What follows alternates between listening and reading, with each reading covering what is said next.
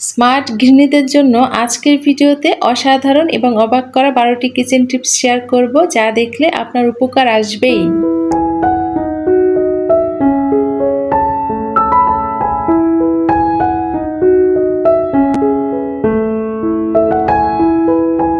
আসসালামু আলাইকুম, আমি ফারিয়া আছি আপনাদের সাথে Faris family blog YouTube channel থেকে।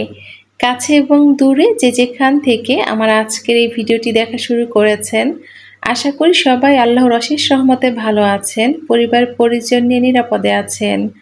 আলহামদুলিল্লাহ, আমি আমার পরিবার পরিজন নিয়ে ভালো আছি।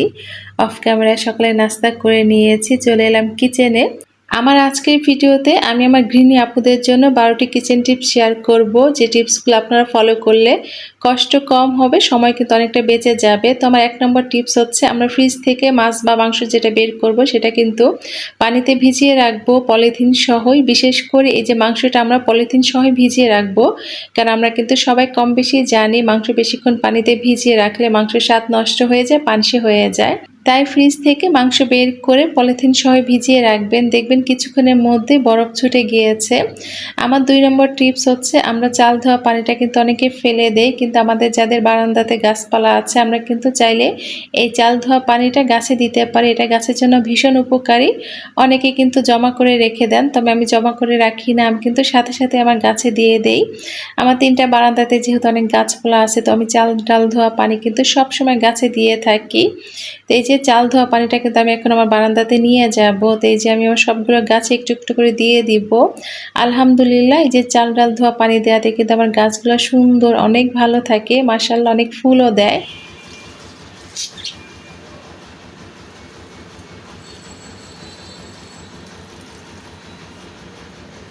চলুন আপনাদের সাথে এবার 3 নম্বর টিপস শেয়ার করি। আমি ভাত রান্না করার সময় সবসময় গরম পানি দিয়ে থাকি। আমি যেহেতু সিলিন্ডার গ্যাস ব্যবহার করি, অনেকটা গ্যাস সাশ্রয়ী হয়। আবার আমার কাছে মনে হয় চুলাতে গরম পানি করতে বেশি সময় লাগে, আর কেটলিতে গরম পানি করতে কিন্তু অনেকটা কম সময় লাগে। তো আমি সবসময় 1 কেটলি পানি গরম করে রাখি, ভাত রান্না করার সময় দিয়ে থাকি। আবার যেদিন আমি আলু ভর্তা করব, তো আলুটা কিন্তু আমি যে ভাতের মধ্যে সিদ্ধ দিয়ে থাকি। আবার যদি আমার ডিম সিদ্ধ করার থাকে, আমি কিন্তু ডিমটাও সিদ্ধ দিয়ে থাকি।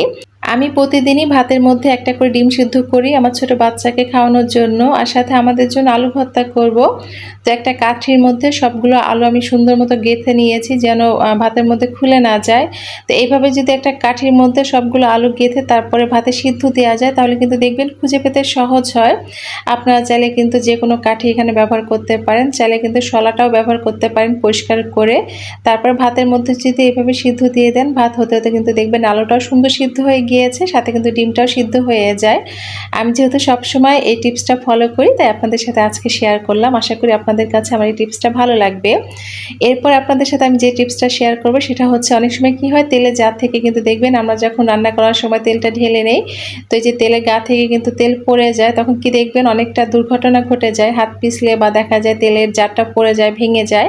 আমার যেহেতু তেলের জারটা কাচে, তো আমি কী করি, সবসময় কিন্তু এই যে তেলের জারের নিচে একটা পিরিচ দিয়ে রাখি, যেন বাতি তেলটা পিরিচেই থাকে।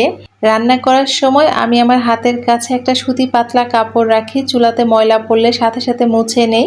চলুন আপনাদের সাথে 5 নম্বর টিপস শেয়ার করি, এটা ভীষণ উপকারী। তো দেখা যায় রান্না করার সময় কিন্তু আমরা এই যে খুন্তি বা চামচ মাঝখানে রেখে দিই চুলার, এটা কিন্তু একদমই ঠিক না। তো দেখা যায় আমরা কিন্তু আমাদের বাসায় ছোট পিস থাকে বা ট্রে থাকে, আবার অনেকের বাসায় কিন্তু এই যে স্পুন রেঞ্জ থাকে।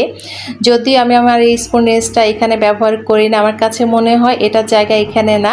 বাসায় মেহমান আসলে তখন কিন্তু অনেকগুলো চামচ রাখার জন্য একটা স্পুন রেঞ্জ দরকার হয়, তখন কিন্তু দেখা যায় আমি অনেকগুলো চামচ দিয়ে তো ডাইনিং টেবিলেই রেখে দেই। আর এই যে আমি কিন্তু চুলার পাশে আমার এই ছোট্ট ট্রেটা ব্যবহার করি চামচ রাখার জন্য। অনেকে চাইলে কিন্তু এই যে ছোট পিসও ব্যবহার করতে পারেন।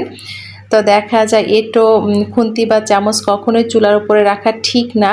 ছোট্ট একটা পিস বা এই যে ছোট্ট একটা ট্রেতে কিন্তু আমরা রেখে দিতে পারি, তাহলে কিন্তু দেখবেন সুন্দর পরিষ্কার থাকে। আমার 12টি কিচেন টিপস শেয়ার করার মাঝখানে চলুন আপনাদেরকে একবার স্মরণ করিয়ে দিতে চাই, আমার ভিডিওটি যারা দেখা শুরু করেছেন প্লিজ একটা লাইক দিবেন যদি আমার ভিডিওর কোনো অংশ আপনাদের কাছে একটু হলেও ভালো লাগে। আর যারা প্রথম আজকে আমার ভিডিও দেখছেন, আমার চ্যানেলে নতুন, চাইলে কিন্তু আমার এই ছোট্ট চ্যানেলটি সাবস্ক্রাইব করে পাশে থাকতে পারেন।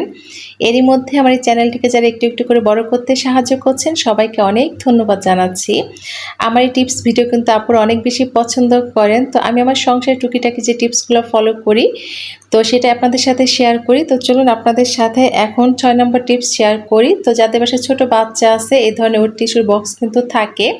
আমার বাসায় যেহেতু ছোট বাচ্চা আছে, তো এই ধরনের ওয়েট টিস্যুর বক্স কিন্তু বেশ অনেকগুলোই জমা পড়েছে। আমি কখনো ফেলে দেই না, সুন্দর মতো পরিষ্কার করে তারপর কিন্তু এই যে কিচেনের জিনিসপত্র রাখার কাজে ব্যবহার করি। যেহেতু সাদা জিনিস দেখতেও ভালো লাগে, তো আমি এখানে কিন্তু আমার সব প্রয়োজনীয় জিনিসপত্র সুন্দর একপাশে গুছিয়ে রাখি। আমার কাঠের যত জিনিসপত্র আছে, বা এই যে চাকু ছুরি থেকে শুরু করে ডাল ঘুটনি চামচ, যেগুলো ব্যবহার করা হয় না সহজে, সব কিছু কিন্তু আমি এই যে এক কর্নারে সুন্দর করে গুছিয়ে রাখি। দেখতেও কিন্তু বেশ ভালো লাগে। আমরা চাইলে কিন্তু এই জিনিসগুলো ব্যবহার করতে পারি, চাইলে তো কেনা যেতেই পারে, তবে যদি এই জিনিসগুলো ফেলে না দিয়ে আমরা ব্যবহার করতে পারি, দেখতেও ভালো লাগে কিচেনের এক কর্নারে, তাহলে কিন্তু মন্দ হয় না, তাই না? খরচও বেঁচে যাবে, আবার এই যে কিচেনের সৌন্দর্য বৃদ্ধি হবে, আবার এলোমেলো জিনিসগুলো কিন্তু সুন্দর করে গুছিয়ে রাখা যাবে। তো এই যে কর্নারে কিন্তু আমি সুন্দর করে সব কিছু আমার প্রয়োজনীয় জিনিসগুলো কিচেনে গুছিয়ে রেখেছি। চলুন আপনাদের সাথে এবার 7 নম্বর টিপস শেয়ার করি। আমার বাসাতে যেহেতু ছোট বাচ্চা আছে, বিচ্ছু বাহিনী, তো মাঝে মধ্যে কী করে, চিনির মুখাটা খুলে রেখে দেয়, তখন অনেক বেশি পিঁপড়া যায়। তো আমি মাঝে মধ্যে কিন্তু যে 2 থেকে 3টা বা 4টা লবঙ্গ রেখে দিই চিনির মধ্যে, তখন আর পিঁপড়া যায় না। তো এইভাবে কিন্তু আপনারা চিনির মধ্যে 2 থেকে 3টা লবঙ্গ রেখে দিতে পারেন যাদের বাসায় ছোট বাচ্চা আছে। তো এই টিপসটা কিন্তু অনেক বেশি উপকারী। দেখা যায় চিনির মধ্যে পিঁপড়া থাকলে আমার কাছে বিষয়টা অনেক বেশি বিরক্তির লাগে। তো চলুন আপনাদের সাথে এবার 8 নম্বর টিপস শেয়ার করি। রান্নাঘরে রান্না করার সময় আপনাদের হাতের কাছে একটা সুতি কাপড় বা তোয়ালে রাখতে পারেন হাত মোছার জন্য, আর সাথে একটা অ্যাপ্রন রাখতে পারেন। তো দেখা যেত আমি বিয়ের পর কিন্তু অ্যাপ্রন পরে রান্না করতাম না, তো অনেক সময় হাত ধুয়ে বা দেখা যেত কাটাকাটি করে আমার ড্রেসে মুছে ফেলতাম, তখন কিন্তু ড্রেসটা নষ্ট হয়ে যেত। এখন থেকে কিন্তু এই যে আমি অ্যাপ্রন পরে রান্না করি, তো আমার ড্রেসও ময়লা হয় না। তো আমরা কিন্তু এই যে, আর অ্যাপ্রনের দামও খুব বেশি না, কম টাকার মধ্যে কিন্তু অ্যাপ্রনও পাওয়া যায়। আবার এই যে একটা তাওয়াল বা পুরোনো কাপড়ও কিন্তু আমরা এই যে আমাদের হাতের কাছাকাছি রেখে দিতে পারি। আমি কিন্তু আমার জানালাতেই রেখে দেই। রান্নাঘরে হাত ধুয়ে হাত মোছার জন্য একটা সুতি কাপড় থাকলে কিন্তু অনেক বেশি উপকার হয়। চলুন আপনাদের সাথে আমার পরবর্তী টিপস শেয়ার করি। এটা গৃহিণীদের জন্য অনেক বেশি কাজের এবং অনেক বেশি উপকারের। তো বাজার থেকে মশলা আনার পরে কিন্তু ভালো মতো ধুয়ে রোদে শুকিয়ে যদি আমরা মশলার বক্সে রেখে দেই, রান্না করার সময় কিন্তু ধোয়া ঝামেলা থাকে না। বিশেষ করে যে তেজপাতা, লবঙ্গ, এলাচ, দারুচিনি কিন্তু এভাবে ধুয়ে তারপরে রোদে কিছুক্ষণ রাখলে সুন্দর শুকিয়ে যায়। তারপরে কিন্তু বক্সে করে রেখে দিলে দেখবেন রান্না করার সময় হুটহাট ব্যবহার করা যায়। তখন কিন্তু এই যে বাড়তি করে আবার নতুন করে ধোয়া ঝামেলা করতে হয় না। আর তেজপাতা যেহেতু একটু বড় সাইজের ছিল, আমি কিন্তু সুন্দর করে কেটে এই যে আমার মশলা বক্সের এক পাশে রেখে দিয়েছি। তেজপাতা, এলাচ, লবঙ্গ সব কিছু কিন্তু আমি আমার একটা বক্সে রেখে দিলাম। রান্না করার সময় দেখবেন হুটহাট করে দিতে অনেকটাই সহজ হবে, কষ্ট হবে না খুঁজে পেতে। তো আমি সবসময় এই কাজটাই করি। আমার এই মশলা বক্সের এক পাশে কিন্তু এই যে গরম মশলাগুলো আমি রেখে দেই আস্তে আস্তে। তো যখন রান্না করি তখন কিন্তু সরাসরি এখান থেকে নিয়ে দিলেই হয়ে যায়। আমার কাছে মনে হয় এতে করে কিন্তু কাজ অনেকটাই সহজ হয়ে যায়। আসলে আমরা যারা গৃহিণীরা আছি, আমাদের কিন্তু সংসারে সবার কাজ একই ধরনের। আমরা কিন্তু দেখা যায় কি অনেকে অনেকভাবে কিছু টিপস ফলো করে থাকি, হয়তো কারোর সাথে মিল হতেও পারে, আবার দেখা যায় আমি যে টিপসটা জানি আমি আপনাদের সাথে শেয়ার করেছি, হয়তো আমার শেয়ারের মাধ্যমে অনেক আপুরা জানতে পারবেন। বিশেষ করে আমার যে সকল নতুন আপুরা আছেন, সংসার জীবন শুরু করেছেন একদমই নতুন, তাদের কিন্তু আমার আজকের ভিডিওটা অনেক বেশি উপকারে আসবে।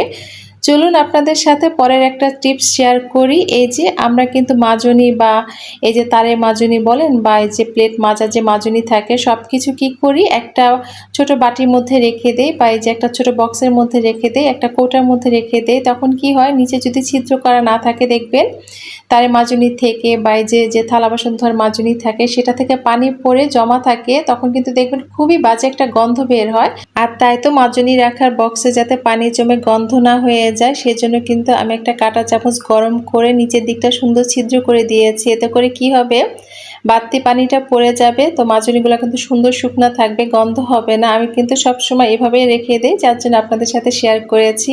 দেখতে পাচ্ছেন আমি কিন্তু কাঁটা চামচের সাহায্যে অনেকগুলো ছিদ্র করে নিয়েছি। তো এভাবে রেখে দিলে পানি জমবে না, সুন্দর কিন্তু পানিটা বের হয়ে যাবে।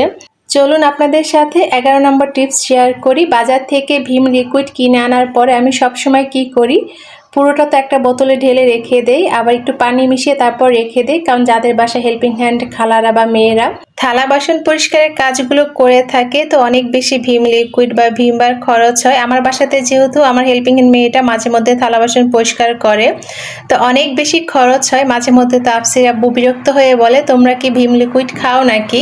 আমি কি করি, এই যে বোতলে ভীম লিকুইড ঢালার পরে কিন্তু কিছুটা পানি মিশিয়ে রেখে দিই। আমার কাছে মনে হয় এতে করে বেশ কয়েকদিন বেশি যায়। তো একটু পাতলা হলে তো সমস্যা নাই, তো দেখা যায় কাচের যে জিনিসপত্রগুলো থাকে সিরামিকের, সেগুলো কিন্তু সুন্দর পরিষ্কার হয়। এটা কিন্তু কৃপণতা নয়, আমরা যারা গৃহিণীরা আছি আমরা কিন্তু সবসময় চেষ্টা করি আমাদের সংসারের কাজগুলো একটু সহজভাবে করতে, একটু খরচ বাঁচিয়ে করতে আর কি। তো আমি কিন্তু একটু পানি মিশিয়ে বোতলটাকে ভালো মতো ঝাঁকিয়ে রেখে দিলাম, যেন ভীম লিকুইডের সাথে পানিটা ভালো মতো মিশে যায়। ভীম লিকুইডে পানি মেশানোর ফলে 1 সপ্তাহ বেশি ব্যবহার করতে পারবো। তো যাই হোক, চলুন আপনাদের সাথে আমার আজকের ভিডিও সর্বশেষ 12 নম্বর টিপস শেয়ার করি। আমাদের সবার বাসাতে দেখা যায় কম বেশি ছোট বড় তেলাপোকা থাকে বা কিচেনে পিঁপড়াও থাকে। তা আমরা যদি কিচেনে আমাদের ন্যাপথন রেখে দিই তাহলে কিন্তু দেখবেন অনেক বেশি উপকারে আসবেই। আমি সবসময় আমার এই যে চুলার নিচে বা কিচেনে চিপা চাপা দিয়ে কিন্তু ন্যাপথন রেখে দিই। আমার কাছে মনে হয় যে তেলাপোকা বা পোকামাকড়ও কম হয়, আবার এই যে ন্যাপথনের ঘ্রাণটা কিন্তু অনেক বেশি ভালো লাগে। আপনি যখন কিচেনে প্রবেশ করবেন দেখবেন সুন্দর একটা ঘ্রাণ থাকবে। তো আমি কিন্তু সবসময় আমার কিচেনের এই টিপসটা ফলো করি। জানি না আমার আজকের ভিডিওর বা টিপসগুলো আপনাদের কেমন লাগলো বা কোন টিপসটা আপনাদের কাছে বেশি ভালো লেগেছে, চাইলে ছোট্ট করে কমেন্ট করে জানাবেন প্লিজ। আমি চেষ্টা করেছি আপনাদের সাথে কিচেনের দুর্দান্ত অসাধারণ 12টি টিপস তুলে ধরার জন্য। কারোর কাছে যদি আমার টিপসগুলো ভালো লাগে বা বিন্দুমাত্র উপকারে আসে তাহলে কিন্তু আমার আজকের ভিডিওর সার্থকতা। তো যাই হোক, এতক্ষণ অনেক ধৈর্য নিয়ে আমার আজকের ভিডিওটি দেখার জন্য সবাইকে অনেক ধন্যবাদ জানাচ্ছি। নতুন দিনে নতুন আরেকটি ব্লগ ভিডিও নিয়ে হাজির হব আপনাদের মাঝে। সে পর্যন্ত সবাই পরিবার পরিজন নিয়ে ভালো থাকবেন, নিরাপদে থাকবেন, বাসার বয়স্ক এবং শিশুদের দিকে বিশেষ খেয়াল রাখবেন। আল্লাহ হাফেজ, আসসালামু আলাইকুম।